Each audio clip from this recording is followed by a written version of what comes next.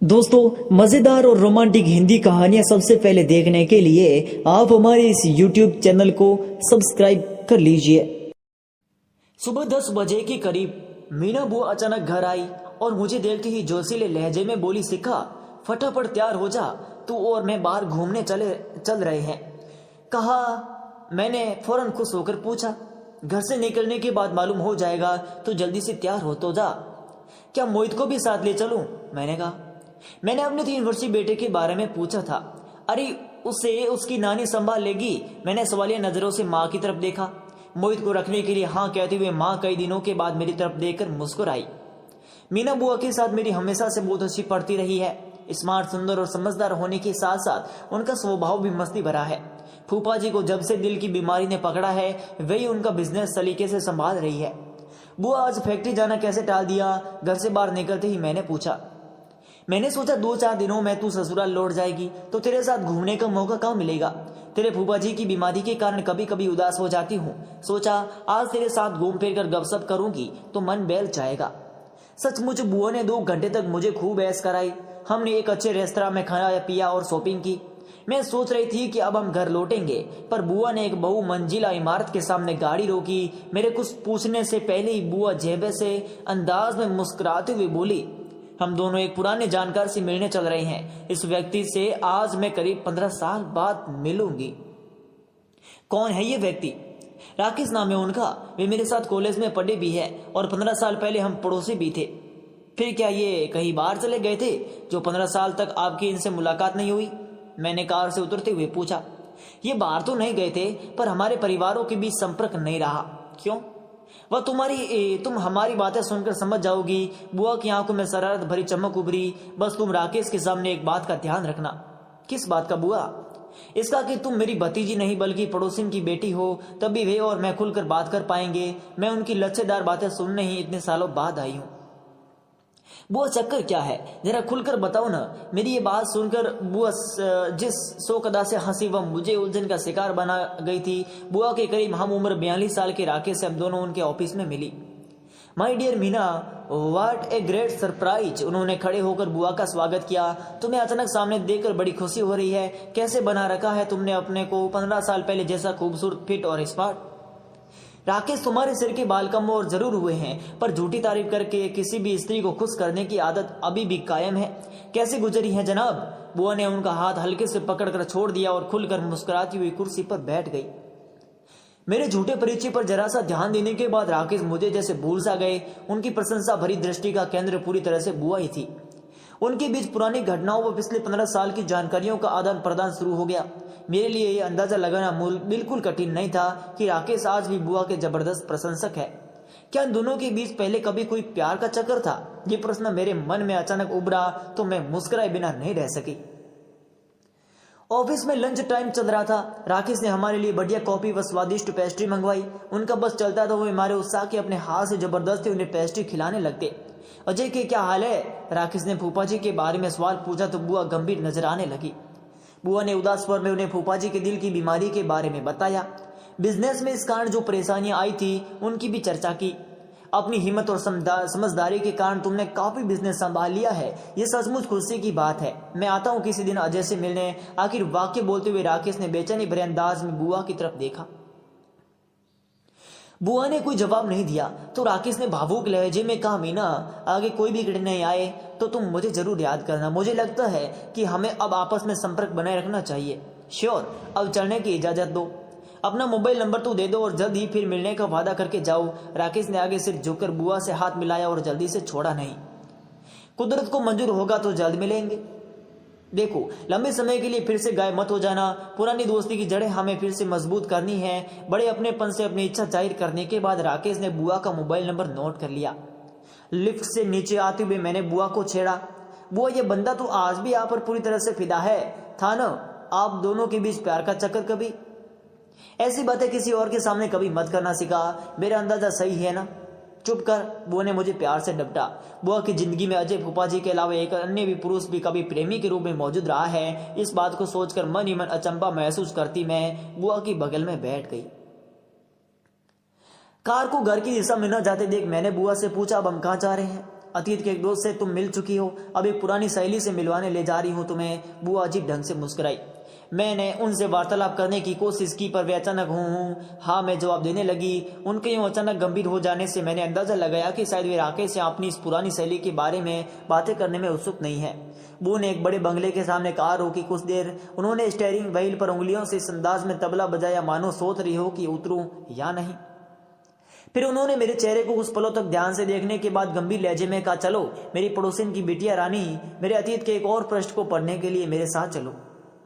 घंटी बजाने पर जिस स्त्री ने दरवाजा खोला वे भी मुझे बुआ की उम्र ही लगी। उनके माथे पर पड़े बल और भींचे होर शायद उनके स्वभाव की शक्ति की तरफ इशारा कर रहे हैं। पहली नजर में वे बुआ को पहचान नहीं पाई, फिर आंखों में पहचान के भाव उठने के साथ साथ वो पहले हैरानी और फिर नफरत व गुस्से के भाव उभरे। मैंने बुआ की तरफ देखा तो पाया कि वे एक मशीनी मुस्कुराहट होठों पर बनाए रखने का पूरा प्रयास कर रही है। पहचाना मुझे अनीता? बुआ ने एसएस लहजे में वार्तालाप आरंभ किया। तुम मेरे घर किस लिए आई हो? क्या अंदर आने को नहीं कहूंगी? बुआ ने सवाल पूछने से पहले गहरी सांस ली थी।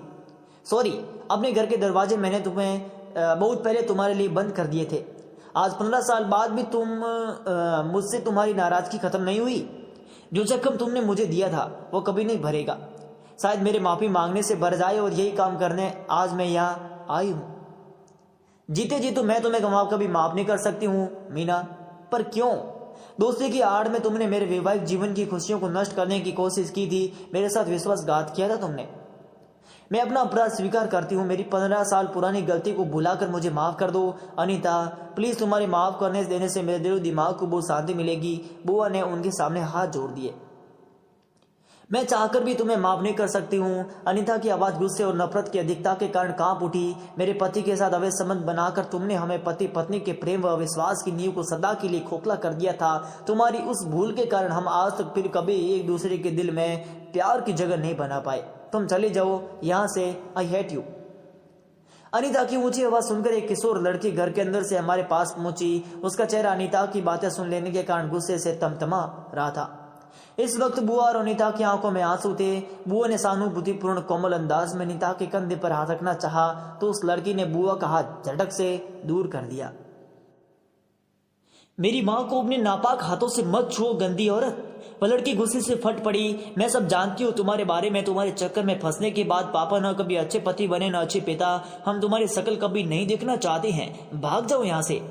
नेहा बेटी तुम शांत रहो, मैं निपट लूंगी तुम्हारी इस मीना आंटी से। नेहा की पीठ सहलाने के बाद अनीता ने फिर से बुआ को नफरत भरे अंदाज में घूरना शुरू कर दिया। नेहा बेटी तुम्हें मैंने बहुत लाड प्यार से अपनी गोद में खिलाया है। हम बड़ों के बीच में बोलकर तुम जो मेरा अपमान करने की कोशिश मत करो। बुआ रोहासी हो उठी। अगर अपमानित नहीं होना चाहती हो तो हमारी आंखों के सामने आने से बचना।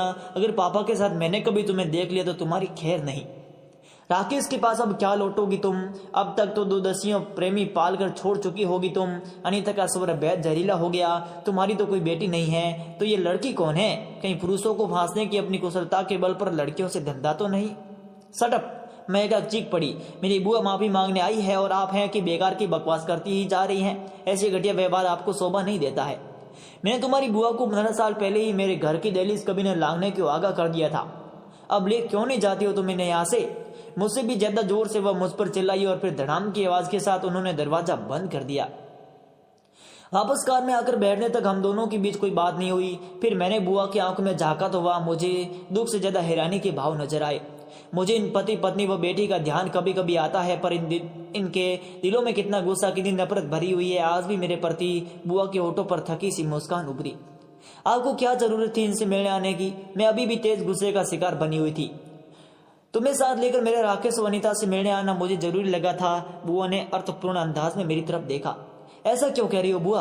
अपराध बोध की एक तेज लहर अचानक मेरे मन में उठकर मुझे सोचत्यां सा कर गई। सीखा बेटी, 15 साल पहले मैं राकेश से अवैध संबंध बनाने की नासमझी की थी। इस कारण मैंने अनीता की दोस्ती खोकर उसे सदा के लिए अपना दुश्मन बना लिया। आज उसकी बेटी भी मुझसे नफरत करती है। तूने देखा ना कि राकेश की दिलचस्पी आज भी मेरे साथ अवैध प्रेम का चक्कर फिर से शुरू करने में है। कुछ पुरुषों का स्वभाव ऐसा ही होता है। शायद तुम्हारा दोस्त नवीन भी इसी श्रेणी का एक दिल फेंक खिलाड़ी है। बुआ की पैनी नजरों का सामना न कर पाने के कारण मैंने नजरें झुका ली। मुझे चुप देखकर बुआ ने मुझे समझाया, देख सिका, तुम्हारी अच्छी सहेली वंदना का भाई तुम्हारी ही तरह शादीशुदा है। कभी तुम दोनों एक दूसरे से प्यार करते थे, पर अब उस प्यार को जिंदा करने की नासमझी मत करो प्लीज। ऐसी कोई बात नहीं बुआ। झूठ बोलने के कारण मेरी आवाज बेहद भारी सी हो गई थी। मुझसे असलियत छिपाने का क्या फायदा है सिका? तुम मायके आती हो तो उससे मिलने जाती हो। वंदना को तुम्हारी ससुराल में लाने व छोड़ने के बहाने नवीन तुम्हारे पति संजय का भी दोस्त बन गया है। बिल्कुल ऐसी ही परिस्थितियां 15 साल पहले तब थी जब मैंने मर्यादाओं को तोड़कर राकेश से अवैध संबंध कायम कर लिए थे। मैंने अपनी सफाई में कुछ बोलने के लिए मुंह खोला ही था कि बुआ उत्तेजित लहजे में आगे बोली, पहले मुझे अपनी बात पूरी कर लेने दो सिका। राकेश और मैं भी यही सोचते थे कि हम अपने संबंधों के बारे में अजय अनीता को कभी कुछ नहीं पता लगने देंगे, पर ऐसे चक्कर कभी छिपाए नहीं छिपते। हमारे उस एक गलत कदम के परिणाम की थी झलक तुम्हें अनीता व नेहा के व्यवहार में दिखी ही है। कई सारी बात तुम्हारे फूफा जी को मालूम हो जाती तो मेरे वैवाहिक जीवन की खुशियां व सुरक्षा की नींव भी जरूर खोखली हो जाती। अपने जीवन साथी के चरित्र पर लगे धब्बे को भुलाना आसान नहीं होता। नवीन से संबंध बनाए रखने की मूर्खता करके अपने उसके वैवाहिक जीवन की खुशियों को दांव पर लगाने का खतरा मत मोल ले मेरी बच्ची।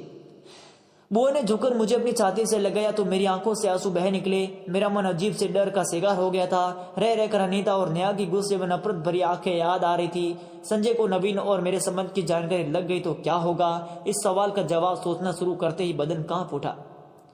माँ ने आपको सब बताकर अच्छा ही किया बुआ। आपकी हिम्मत व समझदारी के कारण जो मुझे देखने सुनने को मिला उसने मेरी आंखें खोल दी है। मैं वादा करती हूँ कि गलत राह पर अब मेरा एक कदम भी और नहीं उठेगा। बुआ को यह वादा करते हुए मेरा आत्मविश्वास लौट आया था और निडर भाव से उनकी आंखों में देख पाना मेरे दृढ़ निश्चय की घोषणा कर रहा था।